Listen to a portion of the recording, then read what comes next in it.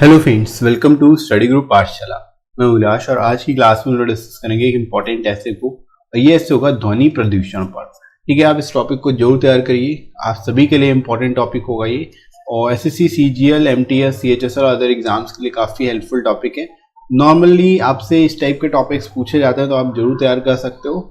ठीक है, और इसकी कंप्लीट प्लेलिस्ट को जरूर देख लीजिएगा, सारे जितने भी एक्सपेक्टेड टॉपिक्स हैं आपको मिल जाएंगे प्लेलिस्ट में। राइट, साथ ही साथ आप इसकी पत्र की भी प्लेलिस्ट को देख सकते हो, जितने इंपॉर्टेंट लेटर्स हैं उनको भी तैयार कर सकते हो। इसके साथ ही साथ आप इन बुक्स को ले सकते हो जो हिंदी इंग्लिश दोनों में आपको मिल जाएंगी। 70+ टॉपिक्स जो हैं यहाँ से हम लोग कवर किए हुए हैं। इसमें जितने रीसेंट टॉपिक्स है वो भी इंक्लूडेड है, साथ ही साथ जो ट्रेडिशनल टॉपिक्स है वो भी इसमें इंक्लूडेड है। तो इन टॉपिक्स को अगर आप तैयार कर लेते हो तो आपके पास सफिशिएंट कंटेंट होगा और फिर कुछ भी टॉपिक पूछ लिया जाए, जितना टफ से टफ क्वेश्चन आ जाए, टफ से टफ वो चीज़ पूछ ली जाए तो भी आप आसानी से कर लोगे। राइट, और स्पेशलिटी इन बुक्स की है कि आपको विद इन वर्ड लिमिट सारे के सारे टॉपिक्स मिलते हैं, लेटेस्ट पैटर्न पर बेस्ड मिलेंगे और 70+ टॉपिक्स यहाँ से आप कवर कर सकते हो। ठीक है, और ऐसे लेटर दोनों ही सिंगल बुक में मिल जाएंगे, तो अलग से 2 बुक लेने की जरूरत नहीं पड़ेगी। लोएस्ट कॉस्ट में बुक आपको एडिशनली मिल जाएगी। राइट, एडिशनल 30% आपको डिस्काउंट भी मिल जाएगा। तो डिस्क्रिप्शन में लिंक दोस्तों दिया गया है, वहाँ से जाके आप अपनी एग्जाम के हिसाब से इसको परचेज कर सकते हो। SSC, CGL, CHSL, SSC, GST या फिर आईबीपीएस, पीओ के लिए या बैंक एग्जाम्स के लिए। तो फ्रेंड्स, शुरुआत कैसे करोगे इस टॉपिक की, ये देख लेते हैं। ध्वनि प्रदूषण का एक रूप है जो आजकल समाज के लिए खतरा बन गया है। ध्वनि प्रदूषण तब होता है जब ध्वनि का स्तर सामान्य स्तर से अधिक बढ़ जाता है। राइट, और विश्व स्वास्थ्य संगठन का कहना है कि 70 डेसिबल से कम की कोई भी ध्वनि सभी जीवों के लिए खतरनाक नहीं। ठीक है, तो यहाँ पर आप शुरुआत कर सकते हो कि ध्वनि प्रदूषण के बारे में बता सकते हो कि ध्वनि प्रदूषण क्या है। एक तरह का प्रदूषण होता है जो कि हमारे समाज के लिए एक खतरा बन गया है। ठीक है, और ध्वनि प्रदूषण तब होता है जब ध्वनि का जो सामान्य स्तर होता है वो उससे बढ़ जाती है। ध्वनि प्रदूषण तब होगा जब ध्वनि जो है अपने सामान्य स्तर से काफी ज्यादा बढ़ जाती है, तो उसको ही हम लोग ध्वनि प्रदूषण बोलते हैं। ठीक है, तो यहाँ पर आप सिंपल लैंग्वेज में डिफाइन कर सकते हो कि ध्वनि प्रदूषण होता क्या। साथ ही साथ आप यहाँ पर बता सकते हो विश्व स्वास्थ्य संगठन के बारे में, जिसने बेसिकली यहाँ पर स्टैंडर्ड दिया विश्व स्वास्थ्य संगठन के हिसाब से कि उनका कहना है कि 70 डेसिबल से कम की जो भी ध्वनि होगी वो सजीवों के लिए खतरनाक नहीं होती। तो 70 डेसिबल तक जो भी साउंड होगा वो ऑडिबल होगा और उसको आसानी से सुना जा सकता है। ठीक है फ्रेंड्स, आगे मूव करते हैं। फ्रेंड्स, वातावरण में शोर की अधिक मात्रा में रहना असुरक्षित हो जाता है।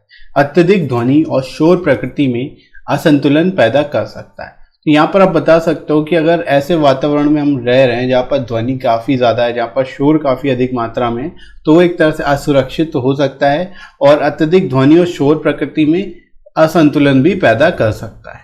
ठीक है, तो यहाँ पर आप बता सकते हो कि जो ध्वनि है उसका इम्पैक्ट क्या है, उसका प्रभाव क्या पड़ेगा हमारे प्रकृति पर, हमारे इन्वायरमेंट पर।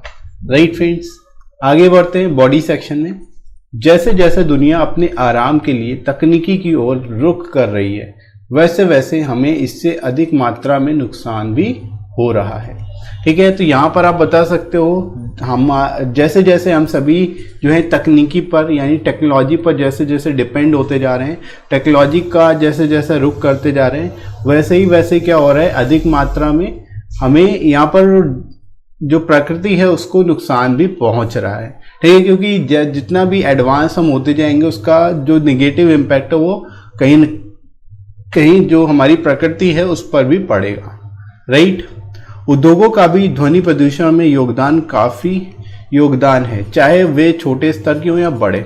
ठीक है, यानी जो उद्योग है चाहे वो छोटे स्तर के हों या फिर बड़े स्तर के हों, ध्वनि प्रदूषण में काफ़ी ज़्यादा योगदान देते हैं। आप यानी कि आप कह सकते हो जो उद्योग हैं उनकी वजह से भी काफ़ी ज़्यादा ध्वनि प्रदूषण होता है। राइट, इसी तरह ऑटोमोबाइल का बढ़ता हुआ उपयोग ध्वनि प्रदूषण का एक प्रमुख कारण है। न केवल ऑटोमोबाइल बल्कि अन्य परिवहन जैसे हवाई जहाज, बस, बाइक, ट्रक आदि भी इसका एक हिस्सा है। ठीक है, यानी कि यहाँ पर आप बता सकते हो ऑटोमोबाइल का जो यूज़ हो रहा है वो काफ़ी अधिक मात्रा में हो रहा है, जिसका अत्यधिक उपयोग होने के कारण जो है ध्वनि प्रदूषण भी बनता जा रहा है, ध्वनि प्रदूषण भी होता जा रहा है। ठीक है, और इसके साथ ही साथ केवल ऑटोमोबाइल ही नहीं, जो अन्य परिवहन के साधन है जैसे कि हवाई जहाज, बस, बाइक, ट्रक, ये सभी भी एक तरह से कहीं ना कहीं हमारी इन्वायरमेंट को हार्म पहुंचाते हैं और ध्वनि प्रदूषण में जो है काफी ज्यादा योगदान देते हैं। ठीक है, तो यहाँ पर आप इनके बारे में लिख सकते हो। आगे मूव करते हैं फ्रेंड्स। क्लब, पब, मंदिर, हॉल आदि स्थानों पर विवाह, पार्टी और धार्मिक कार्यों जैसे सामाजिक कार्यक्रम आवासीय क्षेत्रों में बहुत अधिक शोर पैदा करते हैं। इसके अलावा निर्माण गतिविधियों जैसे खनन, फ्लाईओवर का निर्माण, पुल आदि भी ध्वनि प्रदूषण का एक बड़ा कारण है। ठीक है, यहाँ पर आप बता सकते हो कि जो सामाजिक कार्यक्रम है, जो सोशल एक्टिविटीज हैं, चाहे वो विवाह, पार्टी या कोई धार्मिक कार्य हो, जो कि क्लब में, पब में, मंदिर में, हॉल में हो सकता है, इन सभी के कारण भी काफ़ी ज़्यादा जो है यहाँ पर ध्वनि प्रदूषण होता है। ठीक है, इसके अलावा जो अदर कंस्ट्रक्शनल एक्टिविटीज़ हैं, निर्माण गतिविधियाँ, इनके द्वारा भी काफ़ी ज़्यादा जो है प्रदूषण होता है, ध्वनि प्रदूषण होता है। यहाँ पर आप बता सकते हो खनन में, माइनिंग में, फ्लाईओवर का निर्माण, पुल का निर्माण अगर हो रहा है तो उस केस में भी काफ़ी ज़्यादा ध्वनि प्रदूषण बढ़ जाता है। राइट, तो ये भी एक कारण है जो कि आप यहाँ पर बता सकते हो।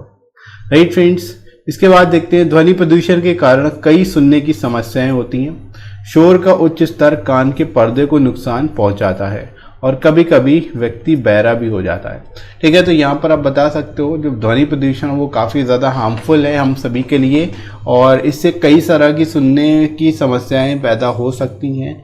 अगर लगातार शोर का स्तर बढ़ता रहे तो कार के पर्दे पर भी इसका फर्क पड़ता है और कभी कभी जो है बहुत ज़्यादा शोर होने पर कान का पर्दा भी फट सकता है या फिर व्यक्ति बहरा भी हो सकता है। ठीक है, जो कि एक बहुत बड़ा यहाँ पर नुकसान हो सकता है। यहाँ पर आप इस तरह से बता सकते हो, ठीक है, कि इसके इफेक्ट क्या है, हार्मफुल इफेक्ट क्या है। राइट, आगे मूव करते हैं। फाइनली फ्रेंड्स, हम लोग कंक्लूजन की ओर। न केवल मनुष्य बल्कि वन्य जीव भी ध्वनि प्रदूषण से अधिक प्रभावित होते हैं।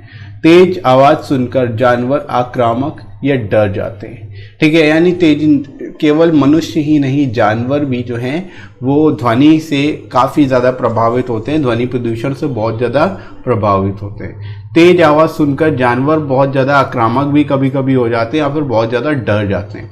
ठीक है, तो ये भी आप यहाँ पर लिख सकते हो, इस तरह से बता सकते हो। उसके बाद फाइनली हम लोग लास्ट पैरा में मूव करते हैं। हमें लोगों को ध्वनि प्रदूषण के प्रभावों के बारे में जागरूक करना चाहिए और उन्हें उन तरीकों को अपनाने के लिए प्रोत्साहित करना चाहिए जो ध्वनि प्रदूषण में योगदान नहीं करते हैं। ठीक है, अब यहाँ पर आप सजेशन दे सकते हो कि हम सभी को, लोगों को ध्वनि प्रदूषण के जो प्रभाव हैं उनके बारे में लोगों को जागरूक करना चाहिए, उनको अवेयर करना चाहिए और उन तरीकों को अपनाने के लिए प्रोत्साहित करना चाहिए ताकि जो ध्वनि प्रदूषण वो कम हो सके या फिर ना हो।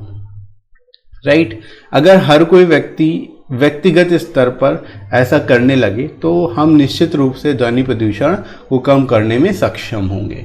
ठीक है, तो यहाँ पर आप इस तरह से कंक्लूड कर सकते हो, इस टॉपिक को एक्सप्लेन कर सकते हो।